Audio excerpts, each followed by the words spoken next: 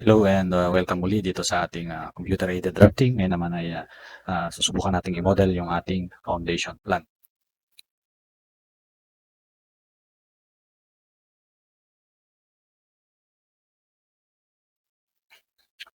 So yung process na gagamitin natin dito ay yung process na ginagamit ko kung saan pwede natin gamitin yung ating model para doon sa ating estimate.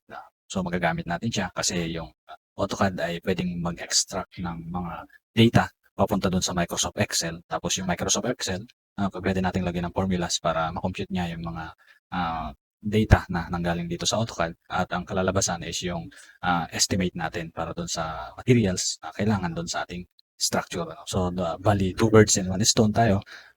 Dinodrawing na natin siya. Tapos, sa bandang huli, pwede pa natin gamitin yung drawing natin para makapag-generate tayo ng estimate. Okay, so yung pwede nyo gawin dito ay pwedeng dito na kayo mismo gumawa ng foundation plan ninyo. And pwede rin na mag-open kayo ng bagong AutoCAD. Tapos doon ninyo gawin yung inyong foundation plan.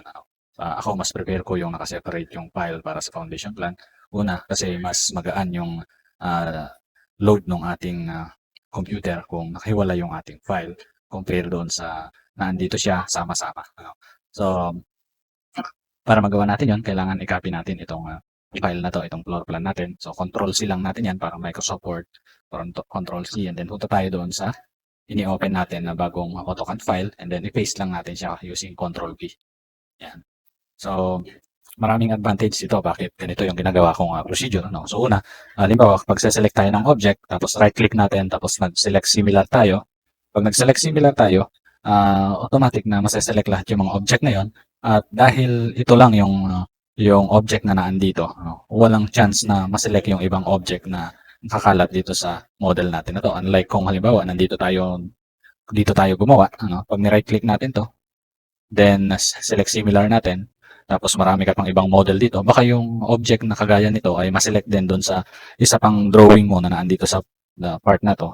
Hindi mo namamalayan, tapos na-delete mo. So hindi mo namamalayan na nagkakaroon na rin pala ng changes doon sa drawing mo na naandito sa part na to. Kasi siyempre naka-zoom in ka lang dito. So yun yung advantage nun. Pag nag-right click, select similar ka, sigurado ka na ang na-select mo lang na object ay yung naandun sa model na yun. Okay, so balik tayo rito.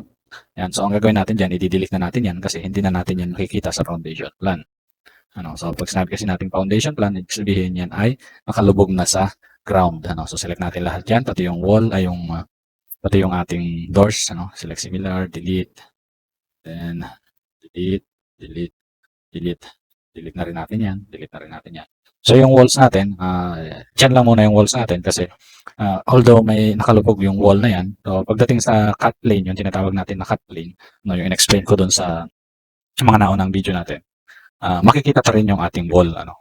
Okay? At the same time, ganun din yung mangyayari dun sa ating column. So, hayaan lang muna natin dyan yan.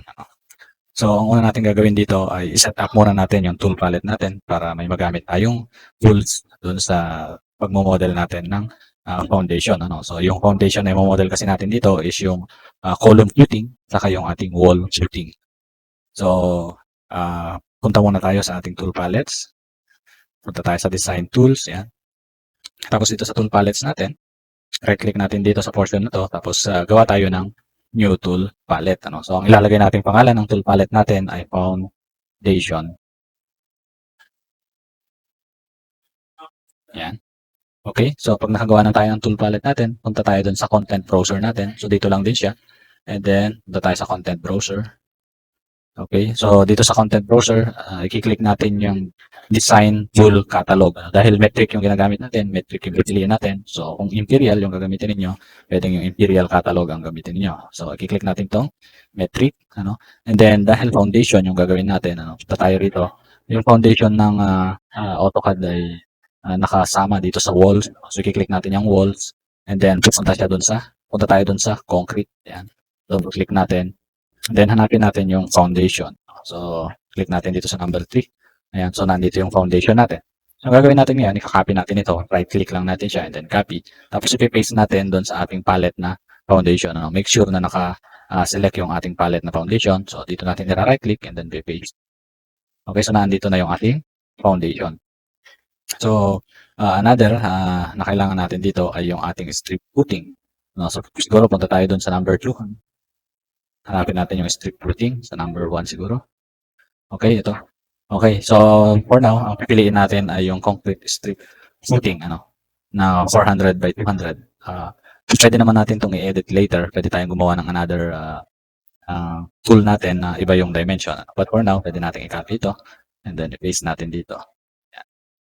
Okay, so once na nandyan na yung foundation natin, saka yung ating concrete strip footing para doon sa wall footing natin, pwede na tayo mag-model ngayon. So, i-click lang natin yung tool palette natin na yan and then click lang natin dito. And then click natin ulit. And then click natin. And then pindutin natin yung F8 para maging parallel sa X and Y axis. And then click natin ulit. And then pwede na natin pindutin yung escape pag naka-generate na tayo. So don't worry dun sa size ng ating na-generate na object kasi pwede naman natin i-edit yan gamit yung properties. So select lang natin siya. Tapos pindutin natin yung control 1. Napindot natin yung control 1, lalabas ng property. So dito sa width, saka depth, saka yung height, pwede natin siyang baguhin. Let's say yung gagamitin nating foundation or yung footing ay 1 meter by 1 meter. So lalagyan natin ito ng 1,000 by 1,000. Sa depth, 1,000. Okay. So ito yung 1,000 by 1,000 natin. And then yung height natin, yan yung thickness ng ating foundation. So sabihin natin, 250 yung thickness ng foundation natin. Then press natin ang enter. Okay, so ang problema natin dito ay maliit yung line type scale ng ating foundation. So dapat mas malaki ng konti yan. So pwede natin yung baguhin dito. So right click lang natin. Click natin once para ma-select siya and then right click and then edit mask element style. So lalabas ang dialog box na to. Tapos kung ano yung naka-highlight, yun yung i-uncheck natin. And then i-check ulit natin siya. Tapos lalabas na naman tong dialog box na to. Tapos dito sa below cut plane, pwede nating i-scroll pa rito sa gilid yan. So meron tayo rito option para sa line type scale. Pwede nating i-change yung line type scale natin. Siguro mga 10 or 5. So depende kung ano yung makakasatisfy doon sa gusto ninyong appearance ng ating drawing. So let's say 10 yung ilagay natin. So lagyan natin siya. Press natin yung OK. Okay, so makikita natin magbabago yung line type scale ng ating object. So, pag okay na yan, pwede na natin siyang i-click dito para mailagay natin doon sa kanyang location. And of course, pwede na natin itong i-copy, CO. Copy natin. Then, ilagay natin doon sa mga location na gusto nating paglagyan.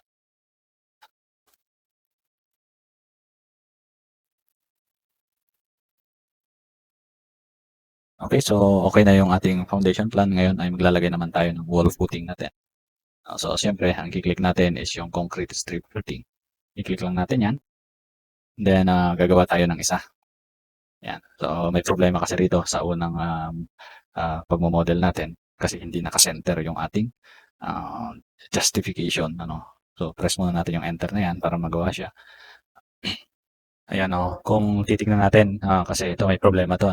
So, pag sinelect kasi natin to, makikita natin hindi naka-center yung kanyang justification. Ngayon, kailangan natin i-center yung kanyang justification. So, paano natin gagawin yun?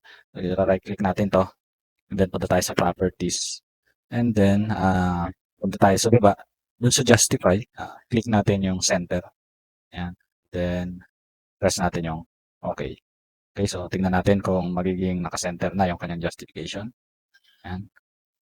Ayan, so makikita natin nakasenter na yung kanyang justification. So kung nakasenter na ganyan, mas madali na siyang gamitin pag mag-model tayo. Of course, yung setting na yun ay depende pa rin sa inyo kung ano yung kailangan ninyo doon sa inyong design. But for this design, ang kailangan natin, nakasenter yung ating concrete strip footing. So, kiklik lang natin yung concrete strip footing. Then, kiklik natin doon. Papunta doon.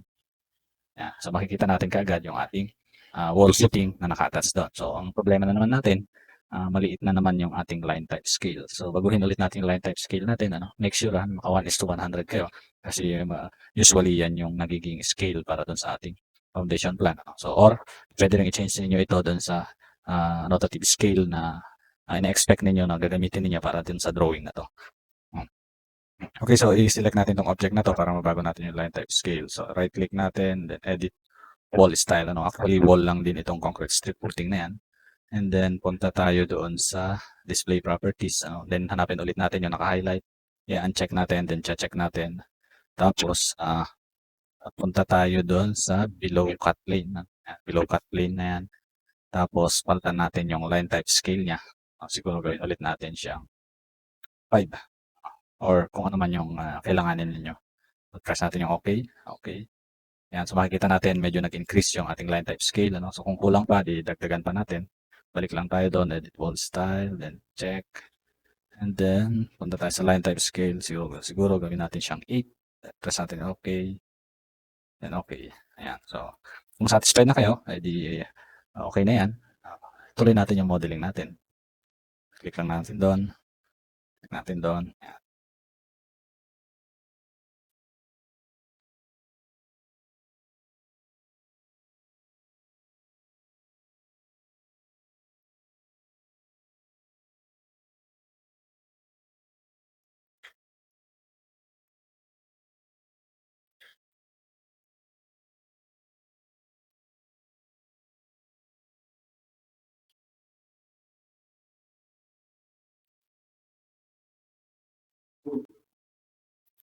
Okay, kung mapapansin natin yung modeling natin, ano, hindi ko ginagawang dire-diretso yung model natin.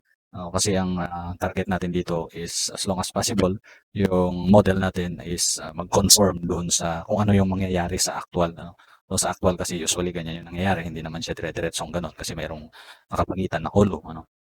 So dahil dyan, yung estimate natin para sa materials, para sa footing na to is mas reliable. Hindi siya overestimate para hindi naman masyadong malakihan yung ating client doon sa ating estimate.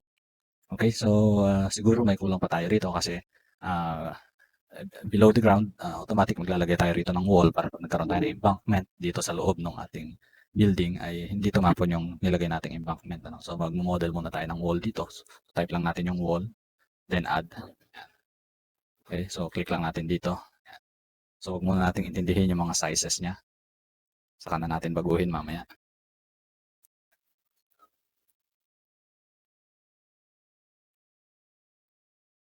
Okay, so kung okay na yan, right click lang natin, select similar, and then yung ating width, gawin natin 125. Okay. Ngayon, para mas maganda siyang gamitin doon sa estimate, gagawin nating naka-align din doon sa ating actual height, yung height ng ating model para sa wall. Ano. So kung imaginein natin, halimbawa, yung wall natin ay nakabaon ng dalawang patong na hollow blocks. So yung dalawang patong na hollow blocks na yun, that is almost equal to 0.4 meter. Ano, ibig sabihin may nakalubog tayong 0.4. Tapos halimbawa lang, merong mula sa natural grade line, may nakaangat tayong dalawang hollow blocks bago pumunta doon sa ating tie beam. So ibig sabihin, yung overall height ng ating dwarf wall or yung wall na naandun sa baba ng flooring natin ay 0.8 meter. Ano. So, isa-assign natin yung ating wall na 0.8 meter. So, select lang natin lahat yan. Select similar tayo. Yan. So, make sure lang na select lahat and then yung ating base height ay gagawin nating 800 kasi 0.8. Yan. Okay? So, kung naging 0.8 na yan, i-check natin yung ating 3D model kung naandun siya sa kanyang tamang location. So, 3D rotate lang natin siya. So, makikita natin, ayan, nakababa yung ating model. Siguro, gawin natin siyang naka-conceptual para mas makita natin. Yan. Okay, so makikita natin masyadong mababa yung ibang object natin. So dapat medyo mas iangat natin siya or yung ating foundation or yung ating footing ay pwede nating ibaba kasi mas mababa yan doon sa level ng ating column footing. Walang gusto nating i-model ito ng naaayon din doon sa kung paano siya i-construct sa actual. Ano? So pwede naman natin gawin yun. Ang gagawin lang natin, ibababa natin ng konti itong ating column footing. Ano? So kung titignan kasi natin, parang ganito siya. Ano? So ito yung tie beam natin. Tapos yung portion na mayroon tayong CHB, ito yun, yung sinabi ko sa inyo kaninang 0.8 meter. And then ito yung strip footing natin, itong nilagyan ko ng diagonal hatch. Ayan.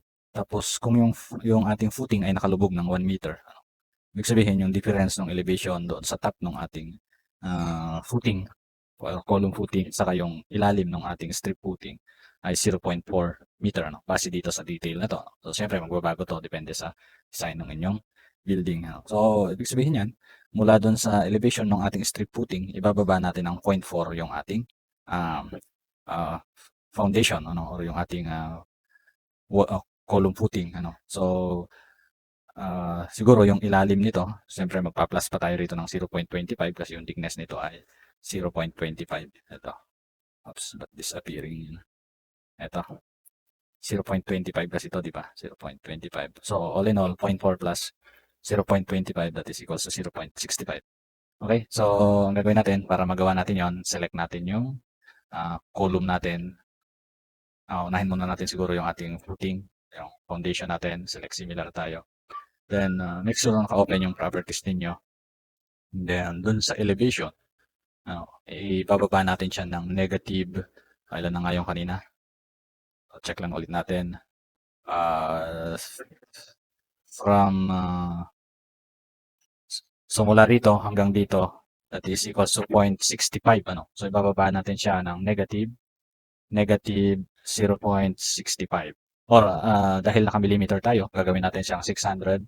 650. Then press natin yung okay, makikita natin, oops, dapat ito ay mayroong negative para siya ay pumunta downward. Yan. Okay? So, yung next is yung column natin. Select lang natin yung column natin. Right click lang natin. Right. Select and then right click. Select lang natin yung isa. And then, right click natin. Tapos select similar. Select lahat yung column natin.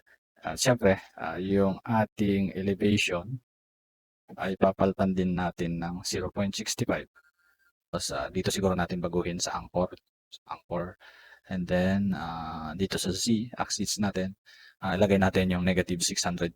Kasi binaba natin yung ating footing ng 650. So press natin yung okay. Ayun, so makikita ninyo bumaba na yung ating model. Or kung titingnan natin, medyo sumobra siya. So siguro hindi 650 yung bababa natin. So 3D rotate natin para mas yan. Okay, so sumobra siya. Pwede natin siyang iangat kung ng konti. Siguro 400 lang. Check natin yung drawing natin kanina. Oo, 400 lang dapat pala yung binaba natin. Select ulit natin siya and then punta tayo dun sa anchor. Then change natin yung Z ng negative 400. Press natin. Okay. Yan. Okay, so makikita natin nakapatong na siya dun sa ating footing. Okay, so may mga pagkakataon din na hindi natin nakikita yung nilagay nating footing.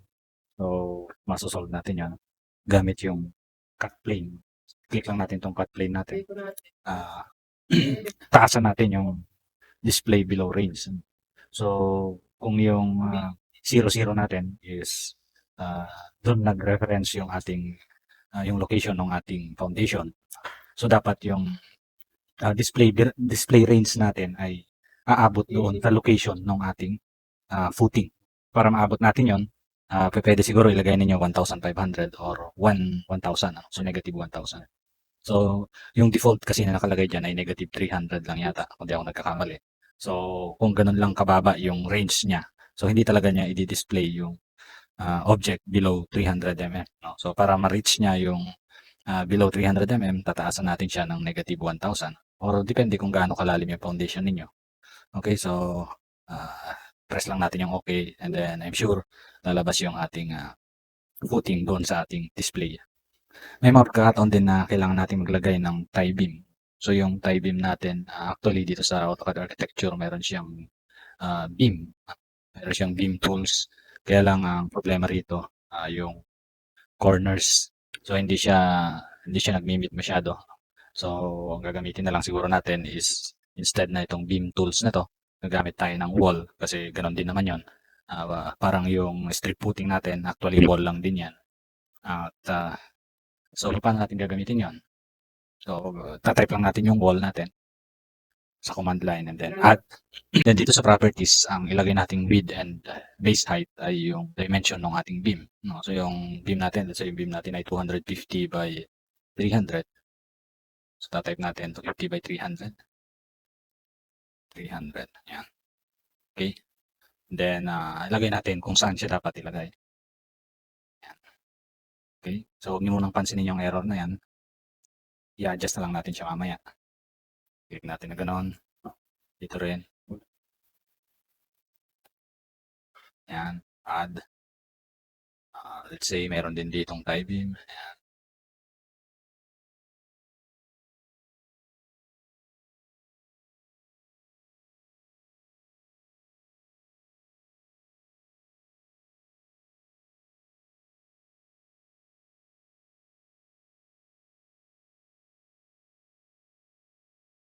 Once na naayos natin yan, select lang natin yung similar. Select similar. Okay. Then, tanggalin natin yung wall. So, pipiliin lang natin is yung 200 by 300, ay 250 by 300 na wall.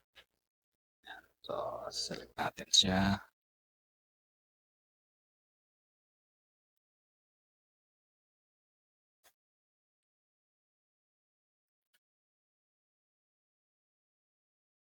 Nakapindot tayo sa shift para mai-unselect yung object.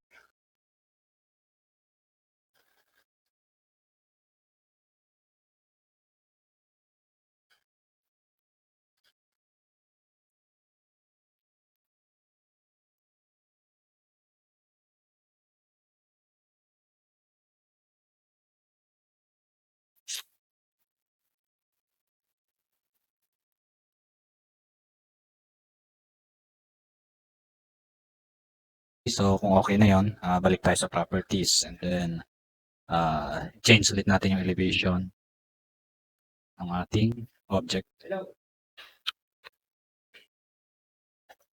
Ito. So, yung elevation natin is 400. Okay? Or 800 yata yan pala. 800. Ayan. Okay. Para ma-recognize natin yan, gagawa tayo ng separate layer para dito. So, kasi kung titingnan natin, pag sinelect natin yan, ang layer pa rin niya is wall. Kasi wall yung command na yon, automatic papasok siya doon sa layer na yon. So, para magkaroon ng pinagkaiba yung layer niya, so gawa tayo ng bagong layer. So, ang gagamitin nating layer is beam. So, new layer lang tayo and then type natin, let's say tie beam. And then change na natin yung line type niya into hidden kasi nandun siya sa ilalim. Then, yung line weight niya, palitan na natin siya ng 0.5. Okay? Yan. Para pag print natin, naka-highlight na rin siya kagad. So, tapos, pwede na natin siyang i-assign doon sa beam na TB. Ano, ito yung TB natin. So, makikita natin na nagbago na yung kanyang line type. So, para mas makita natin yung itsura niya, i-turn on natin yung line weight display. Okay. So, dapat ito ay 0.5. Hindi ako nagkakamali. TB. Yan. So, 0.5 siya. Okay. Yan. Para may apply natin dun sa parang iba yung na-select natin. Wall pala yon. So, change ko lang to wall. Then, ito yung TV. Yan. So, ito yung TV natin. Okay. Tapos, gamit tayo ng match property. Ang command for match property is MA, and then enter para yung ibang object na kagaya nito ay maging kaitsura niya. Ano? So, i-click lang natin yung, i-type lang natin yung MA and then enter. Select natin yung kokopyahin. Tapos, i-click natin doon sa object na gagawin natin ganun yung properties. Ano? So, yan. I-click natin lahat yan. Ito.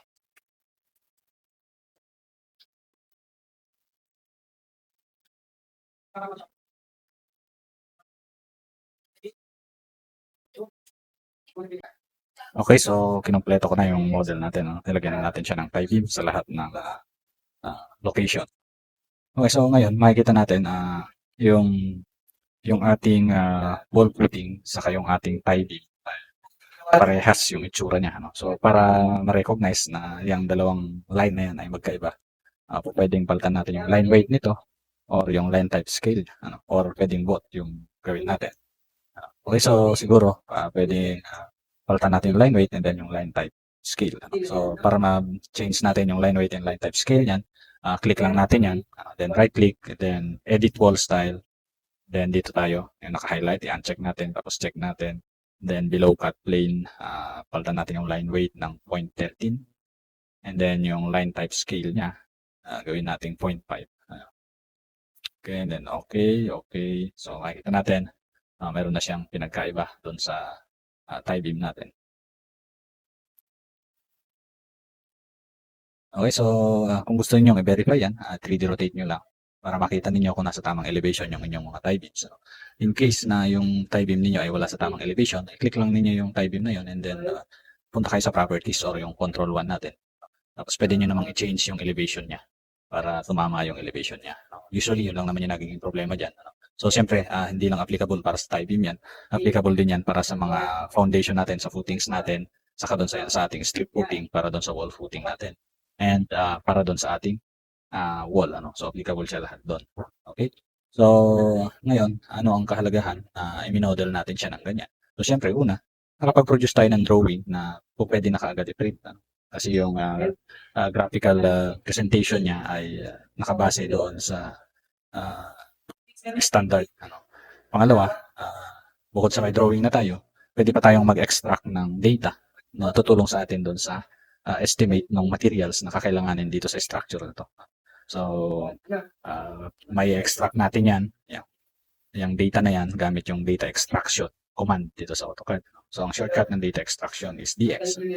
Ang function ng data extraction, so pwede nating export yung mga data na nanggaling dito sa AutoCAD pupunta sa Excel. Tapos, lalagyan natin ng formula yung Excel na yun para makapag-compute tayo ng mga quantities ng ating materials na kailangan sa ating structure. So, type natin yung data extraction or DX sa command line. DX natin and then press natin yung enter. So, dahil first time ninyo na gamitin yung data extraction, so create nyo data extraction kayo. Pero kung lagi nyo nang ginagamit yung data extraction at nakapaggawa na kayo ng exe file or data extraction file, pwede nyo gamitin na lang yung use previous or edit existing. Pwede nyo gamitin yan.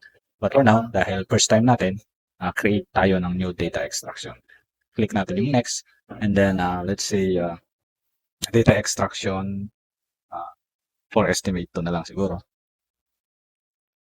Yan. Then save natin yan. So make sure na alam nyo kung saan napunta yung inyong file. And then instead na drawing sheet set, ang gagawin natin is select object in current drawing. So and then click natin tong button na to. Tapos select natin lahat yung object na yan. Then press natin yung enter. Pagka-press natin yung enter, pwede na natin pindutin yung next. Then i-check natin yung mga kailangan nating i-extract. So yung column grid, di naman na natin kailangan yan. Saka yung line. So yung mass element, usually yan yung foundation natin. So i-check natin siya. Dapat naka-check siya. Tapos yung member, saka yung wall. So dapat naka-check yan. Then press natin yung next. Okay. Dito, select lang din natin yung kailangan nating data. So hindi lahat yan kailangan natin. So i-uncheck muna natin lahat. Uncheck all. Right-click lang natin. Then uncheck all. Tapos, i-check natin yung mga kailangan natin. So, una, yung depth, kailangan natin yan. Yung height, kailangan din natin yan. Yung ating length, kailangan din natin yan.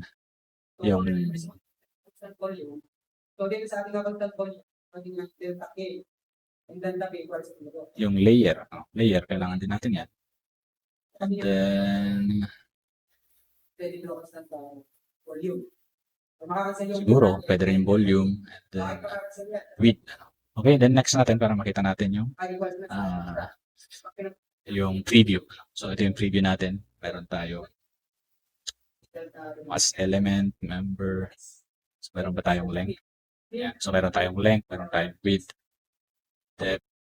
So, ang wala tayo is yung base height. So, balikan natin, back tayo. Dapat may base height tayo. Kasi yun yung height ng ating wall.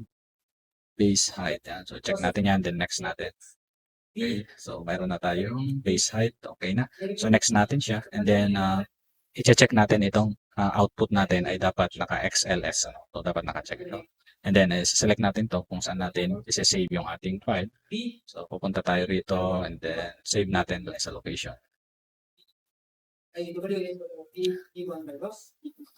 Close natin to para ma-replace natin siya.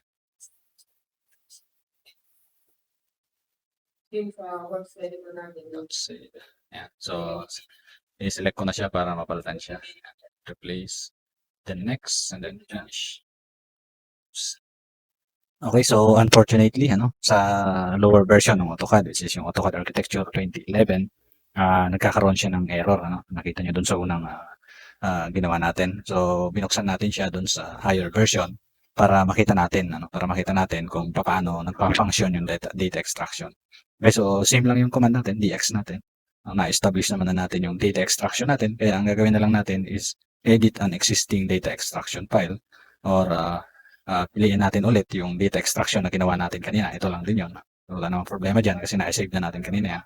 I-open lang natin siya and then next, then select lang ulit natin yung object na i-extract natin and then press natin yung enter.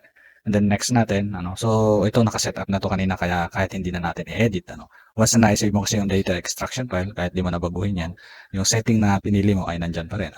Okay, then next natin, and then next, and then save natin doon yung file natin, Let's say wala pang naka-save doon. Ito, purahin muna natin to. Okay. So, yan. Select natin yung file kung saan natin siya save, then kung ano yung file name niya. Foundation 2, sabihin natin foundation 2. Okay. Then save natin. Then next, and then finish. So, yan. So, makikita natin natapos yung data extraction. Then, pagpunta natin dun sa folder na yun, ito na yung foundation 2 natin. So, pag titignan natin tong file na to, ganito yung itsura niya. So, makikita natin meron tayong depth, height, layer, volume, width, length, and then base height. Okay. So, para magsama-sama yung mga pare-parehas ang layer, pwede natin i-select itong column na to, and then sort natin from A to Z, and then sort natin. Yan, so makikita natin magsasama-sama na siya. So, hindi na hassle, hindi mo na kailangang i-count yung bilang ng tie beam mo kasi naandito na kaagad yung count niya. Tapos, yung length ng iyong tie beam ay naandito na rin. So, hindi mo na siya poproblemahin. Unlike before, kapag manual mo siyang i-estimate, kailangan mong i-count isa-isa yung iyong structure. So, ngayon, hindi na. Same din sa wall. Naandito na yung count niya kung ilang piraso siya. Tapos, nandito yung width niya, nandito yung length niya, and nandito yung base height niya. Ngayon, ang magiging problema mo na lang dyan is yung nakalagay na data rito. Kasi, yung data rito ay mayroong nakalagay na leading apostrophe. So, depende sa version ng Excel natin. Pag minsan hindi yan kayang gawa ng formula. Let's say, itatimes natin ito doon sa cell na yon. Sa ibang version, hindi yan kaya. Pero dito sa 2019, kaya naman siya kahit na may leading apostrophe siya. So, times. Ayan. So, halimbawa lang ma-encounter ninyo yun na ayaw mag-multiply. Yung data na yon doon sa ibang data.